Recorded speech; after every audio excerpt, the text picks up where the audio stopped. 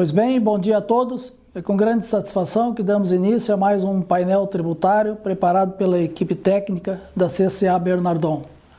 No primeiro módulo eu vou tratar da legislação federal, na sequência o colega Luiz Antônio irá falar da legislação estadual e por último o colega André tratará da legislação previdenciária.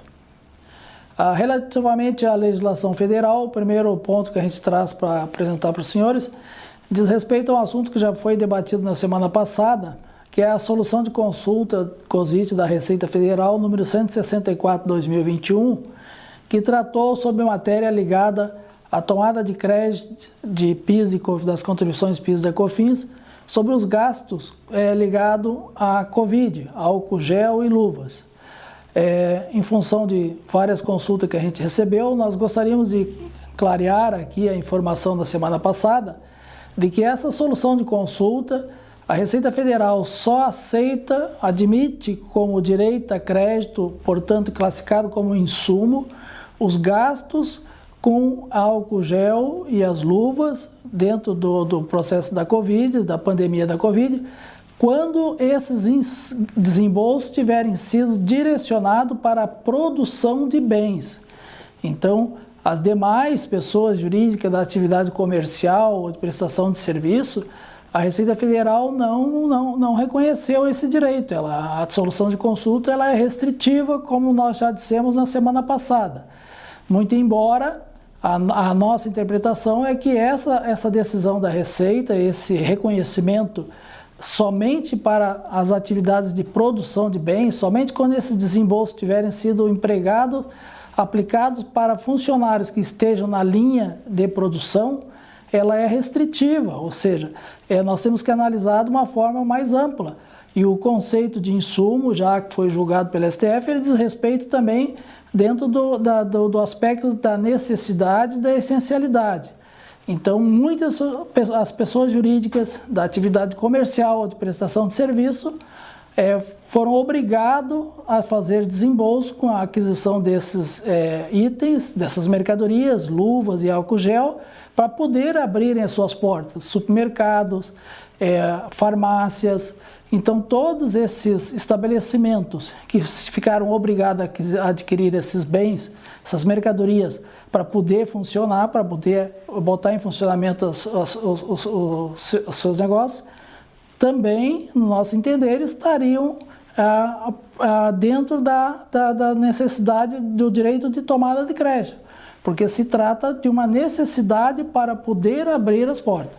Mas, como nós já dissemos, a Receita Federal, o entendimento dela é restritivo. Apenas os desembolsos ligados às atividades de produção de bens é que ela entende que tem direito a crédito. É uma discussão que fica uma análise individual, cada contribuinte, para ver se vale a pena discutir essa questão, tomar crédito com risco de glosa e discutir juridicamente, ou simplesmente não tomar os créditos dos PIS e COFINS sobre esses desembolsos, álcool gel e luvas. Tá ok? Agora, com relação a um outro item ligado à publicação de balanço. Agora, no dia 7 de outubro, foi editada a portaria do Ministério da Economia, 12.071, e que ela está ligada às mudanças da Lei Complementar número 182, agora de 2021. E essa portaria, ela vem clarear a questão da publicação de balanço por parte das empresas com receita bruta de até 188 milhões, até 78 milhões de reais. Então, essa portaria ela determina que a publicação eletrônica dos atos de companhias fechadas com receita bruta anual de até 78 milhões de reais, nos termos dispostos do artigo 294 da Lei 6.404, de 15 de dezembro de 76, e a divulgação das suas informações ordenadas pela referida lei, serão feitas na Central de Balanços do Sistema Público de Escrituração Digital, o SPED, instituído pelo Decreto 6.022 de 2007. Então, o que significa? Que as pessoas jurídicas com receita bruta de até 78 milhões de reais, elas estão dispensadas de fazer aquela publicação nos jornais. Então, as companhias de capital fechado, né, que tem uma receita bruta de até 78 milhões de reais, não precisarão mais fazer a publicação no Diário Oficial, no Diário Oficial do Estado ou da União. Então, essas publicações elas podem ser feitas no portal do Sistema Público do SPED. Então, a publicação e a divulgação contarão com assinatura eletrônica que utiliza certificado digital, nos termos dispostos na Lei 4.063 de 2020. Então, é uma desburocratização, certo? Que o Ministério da Economia está promovendo para fins de publicação de balanço. Então, e ainda essa portaria ela dispõe que as companhias fechadas, sem prejuízo disposto na divulgação no SPED, disponibilizarão as publicações e divulgações ordenadas pela Lei 6.404 em seu sítio eletrônico, observadas as exigências que trata o parágrafo 1º. Então, além da divulgação no SPED, no portal do SPED, as companhias fechadas também terão que divulgar no seu sítio eletrônico. E o SPED permitirá a emissão de documentos que comprovem a autenticidade, a inalterabilidade e a data de publicação dos atos de que trata o caput. Ou seja, o portal eletrônico lá do SPED, ele vai permitir para que todos aqueles que façam a consulta dessas demonstrações saibam a data em que essas demonstrações foram divulgadas e também tenham a comprovação da autenticidade e inalterabilidade dessas demonstrações. Então, é uma forma de desburocratizar, certo? Uma vez que o SPED ele é um sistema público utilizado pela União e ali as companhias, as empresas em geral apresentam todas as suas demonstrações contábeis, ali está a ECD, a escrituração contábil digital, que engloba o diário, as razões, as demonstrações já estão dentro do SPED. Então, essa desburocratização realmente ela vem a calhar muito bem para uma redução de custo para todas as empresas, com receita bruta de até 78 milhões de reais. E, por último, a portaria destaca que não serão cobradas taxas para as publicações e divulgações que trata esse artigo, ou seja, as companhias de capital fechado, com receita até 78 milhões, não terão nenhum custo pela utilização desse canal de divulgação das suas demonstrações contábeis. Então, essa praticamente seria o recado de hoje na área federal. Deixamos aí aos senhores assistir na sequência o colega Luiz Antônio. Fiquem abertos para consultas, se assim desejarem, e por hora desejamos uma boa semana para todos. Até a próxima encontro.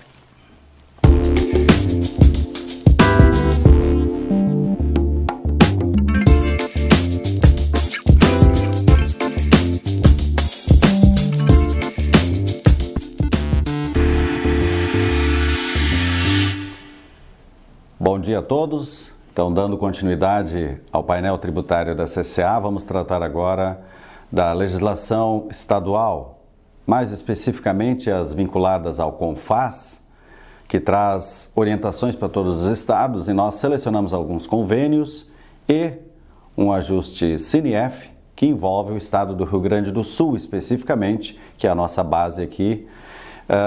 Nós tivemos então a reunião do CONFAS no dia 6 de outubro de 2021 e foram celebrados diversos convênios, dentre eles o convênio 180, que autoriza o estado do Paraná, o estado do Rio Grande do Sul, o estado de Santa Catarina a reduzirem até 50% a base de cálculo do ICMS nas saídas interestaduais de suínos vivos realizadas por produtor rural.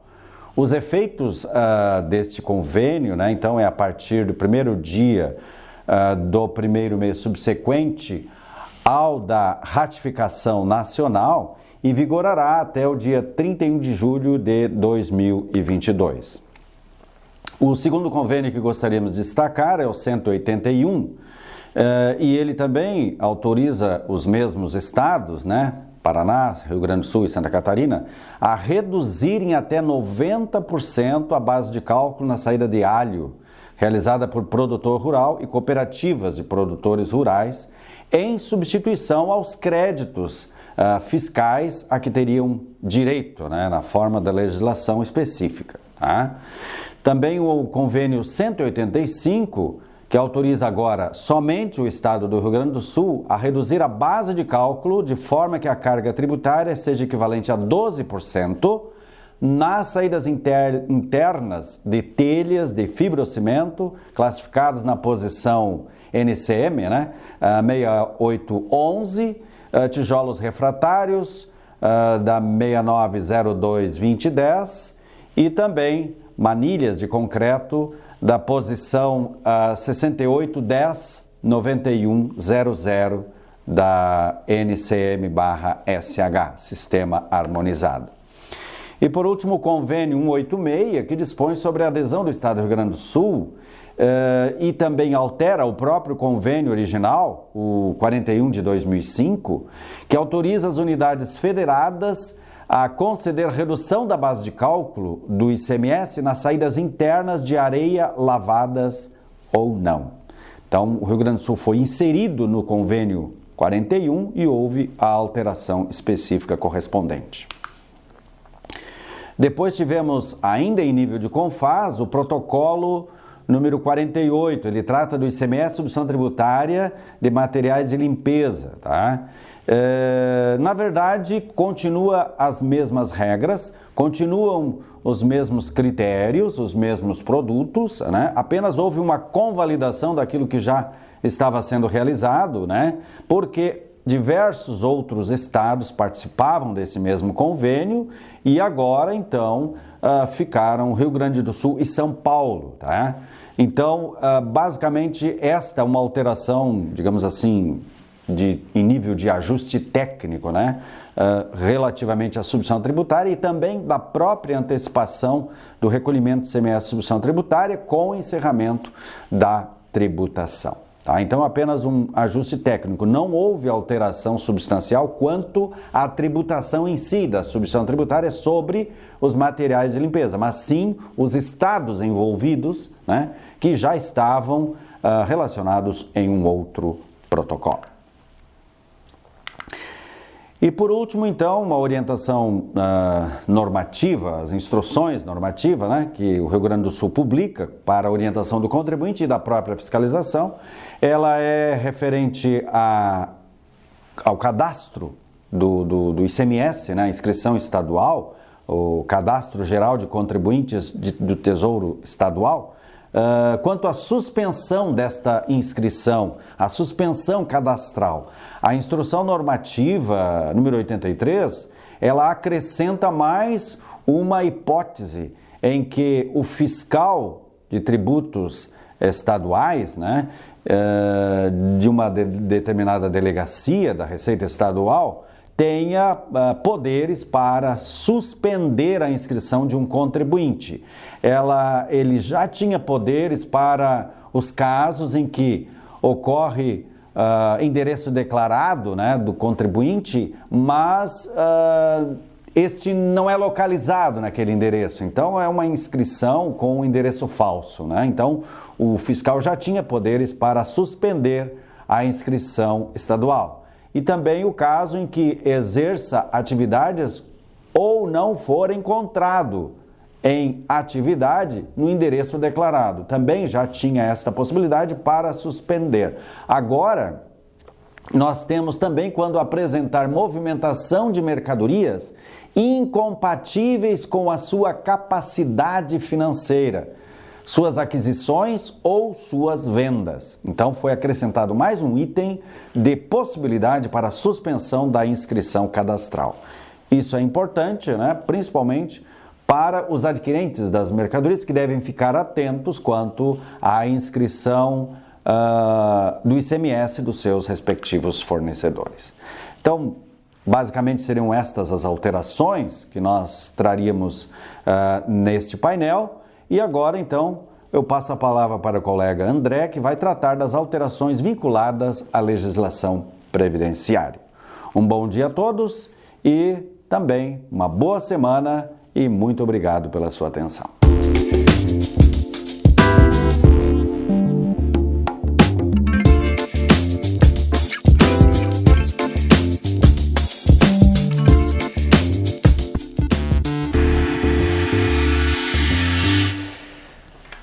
Bom dia a todos. Então, dando continuidade ao nosso painel tributário, gostaria de reiterar a informação já transmitida em um dos nossos encontros do mês de julho deste ano, que iniciou dia 13 de outubro agora, a obrigatoriedade dos eventos de segurança e saúde no trabalho, no e-social, para as empresas do Grupo 1.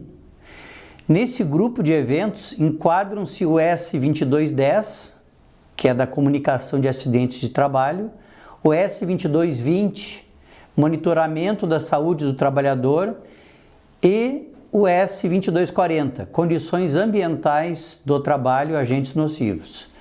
O evento S2240 exige carga inicial com a descrição das informações na data de início da sua obrigatoriedade. Assim, para as empresas do Grupo 1, deve ser enviado um S2240 para cada trabalhador com vínculo ativo, tendo como data de início da condição o dia 13 de outubro. E os eventos S2210 e S2220 não demandam carga inicial, registrando as informações que ocorrem a partir do início da obrigatoriedade dos eventos da SST no e-social para a empresa. Assim, caso um trabalhador de uma empresa do Grupo 1 sofra um acidente no dia 13 de outubro de 2021, a CAT deverá ser emitida enviando um evento S2210. Da mesma forma, caso haja um atestado de saúde ocupacional emitido a partir do dia 13 de outubro, será necessário enviar algumas informações desse documento por meio do evento S2220. Segundo nota publicada no portal do e-social, tais informações têm por objetivo substituir a atual forma de emissão da CAT e do perfil profissográfico previdenciário PPP.